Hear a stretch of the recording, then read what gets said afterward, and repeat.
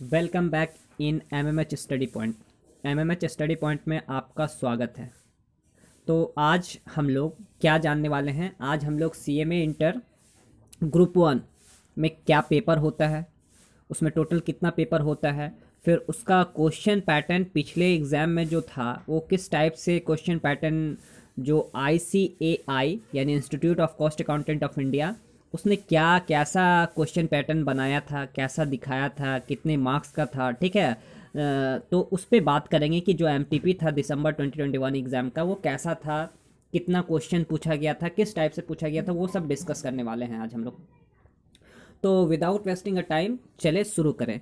और एक बात और बता दूं कि इस चैनल पे अभी आप नए हैं तो इस चैनल को लाइक करें, शेयर करें, सब्सक्राइब करें और बेल आइकन पे जरूर प्रेस करें तथा इसी तरह का लेटेस्ट अपडेट आपको पल पल का खबर मिलता रहेगा। मैं फिर सिलेबस के रिगार्डिंग फिर और भी आपको वर्कबुक से रिलेटेड बनाऊंगा। वर्कबुक में क्या होता है ना कि अब मैं बताऊंगा कि आप कैसे ऑफिशियल वेबसाइट से कैसे डाउनलोड करते हैं। उस वर्कबुक के जरिए आप क्या कर सकते हैं कि उसमें हर एक चैप्टर वाइज 4 पेपर है। Group one CMA intermediate group one में 4 पेपर है। उस 4 पेपर का ही बहुत अच्छा ढंग से एमसीक्यू, वन लाइनर, फिर आपका chapter wise long question, short question, सबका सॉल्यूशन किया गया क्वेश्चन के साथ। तो वो आपके लिए एग्जाम के लिए काफ़ी इंपॉर्टेंट रहेगा।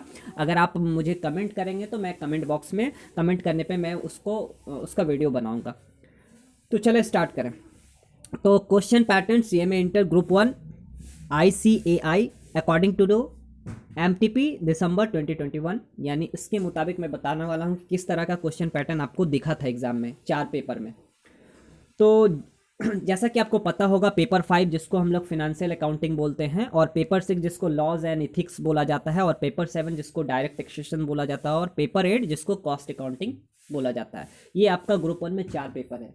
तो इन सभी पेपर का क्या क्वेश्चन पैटर्न रहा है, किस तरह से क्वेश्चन कैसे कैसे पूछा गया, वो मैं आपको बताने वाला हूँ।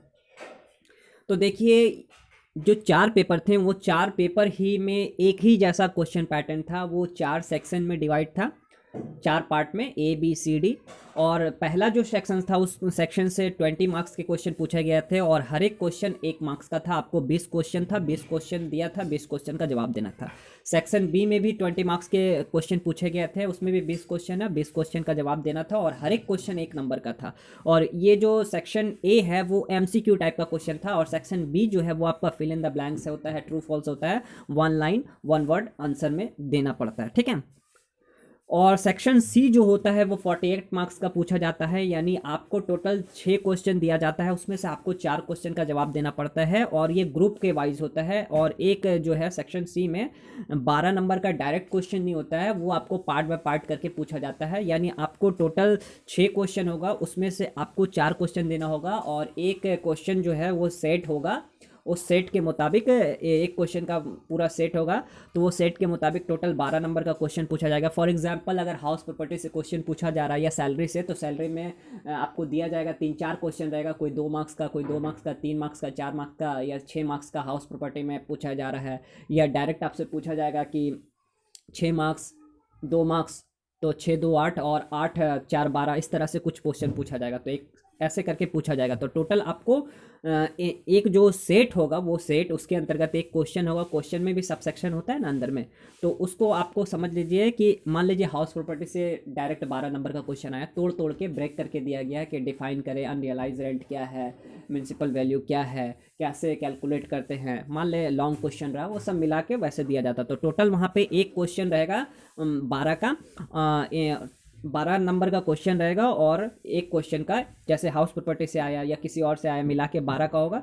तो टोटल उसमें से आपको 4 क्वेश्चन करना पड़ेगा, यानी 12 चौके 48, और उसमें 6 क्वेश्चन दिया रहेगा, 2 आपके चॉइस पर डिपेंड करेगा। और सेक्शन डी जो चौथा सेक्शन होता है उसमें केस स्टडी बेस करके क्वेश्चन पूछता है, उसमें एक ही क्वेश्चन रहता है और उस क्वेश्चन का आपका जवाब देना पड़ता है, वो भी 12 नंबर का होता है। तो इस तरह से जोड़े, सेक्शन ए 20, सेक्शन बी 20, 20 20 40 हुआ, फिर 48 आप जोड़ेंगे तो यहाँ पे कितना हुआ? सेक्शन सी 48 मार्क्स का आता है, सेक्शन डी 12 मार्क्स का।